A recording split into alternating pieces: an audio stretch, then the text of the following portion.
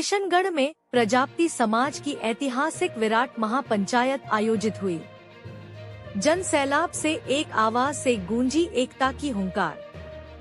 खबर अजमेर जिले के किशनगढ़ से है, जहां रामनेर रोड क्षेत्र के धाभाई गार्डन में कुम्हार प्रजापति समाज की विराट एवं ऐतिहासिक महापंचायत का आयोजन नारायण प्रजापति नागौर के नेतृत्व में हुआ, जिसने जनसमूह के अभूतपूर्व सैलाब के साथ एक नया इतिहास रच दिया।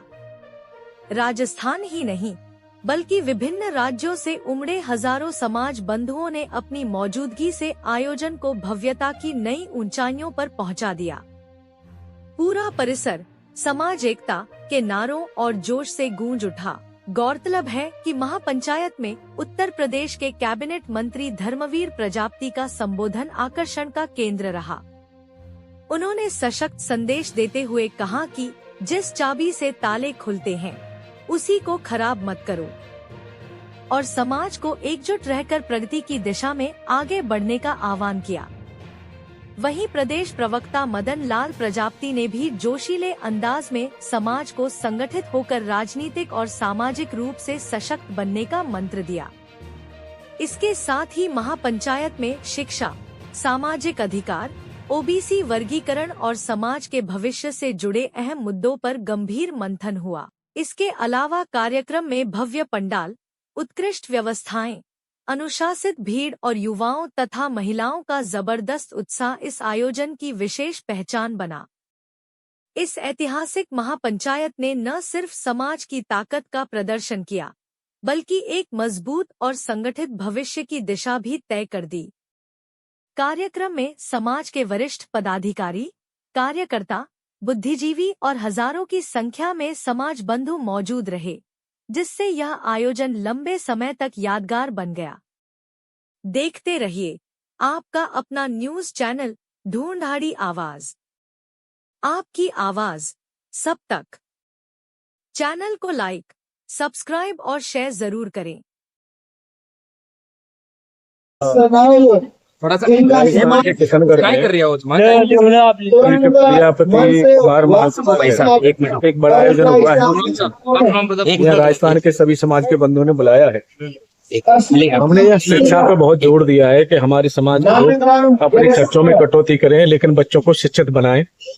दूसरा एक और हमने बड़ा जोर दिया है कि राजनीतिक भागीदारी के लिए पार्टियों में काम करना पड़ेगा, और पार्टियों में जब काम करेंगे तो पार्टियां हम लोगों को आगे बढ़ाएंगी। जब तक राजनीति में हम लोग कमजोर रहेंगे तब तक समाज की पहचान नहीं बन पाती। इसलिए मैं हम राजनीति में भी आगे आना पड़ेगा। आगे भी ऐसा आयोजन होने चाहिए आपके विचार से? देखिए, सामाजिक समरसता होनी चाहिए।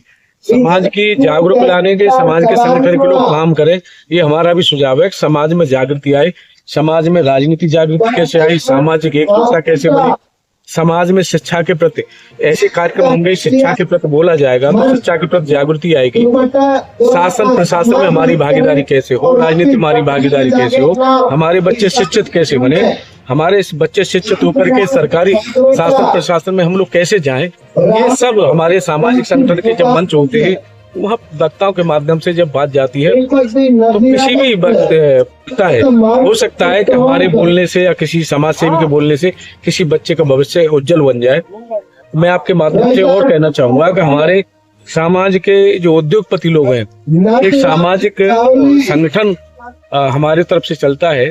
हमारे समाज में आर्थिक रूप से कमजोर परिवारों के जो बच्चे हैं, जो होनहार बच्चे हैं और प्रोफेशनल पढ़ना चाहते हैं, उनके लिए वो संगठन पैसे की व्यवस्था करता है, उन बच्चों को पढ़ाता है।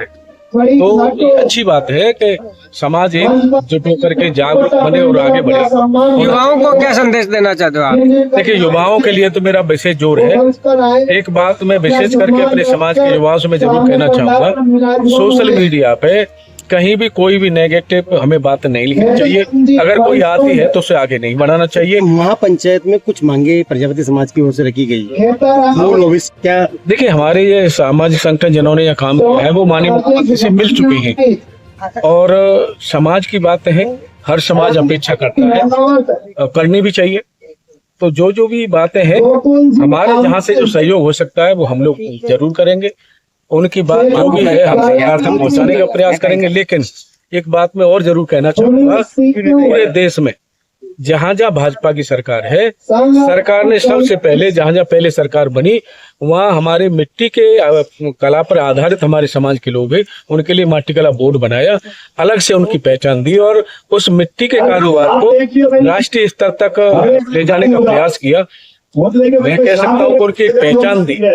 आधुनिकता के लिए सरकार ने जरूरत है, जो आधुनिक मशीनें थी उनको दिया, ट्रेनिंग कराई, उनको ट्रेनिंग करा के आधुनिकता से जोड़ा। ये भी हम लोगों के लिए, जिनकी तरफ कोई नहीं देखता था, जो मिट्टी बनाने वाला व्यक्ति जो गांव में रहता था, उनकी तरफ सरकार ने ध्यान दिया है। आज भी प्रजापति समाज 50-60% मिट्टी आधुनिकता से जोड़ना बहुत बड़ा काम है। हमारे राजस्थान में भी मंत्री हैं, उत्तर प्रदेश में भी हम मंत्री, हमें पार्टी ने चुनाव नहीं लड़ा है, एमएलसी बना करके पहले माटी कला बोर्ड का चेयर बनाया, फिर एमएलसी बनाया, फिर दर्जा राज्य मंत्री बनाया, स्वतंत्र प्रभार का मंत्री बनाया।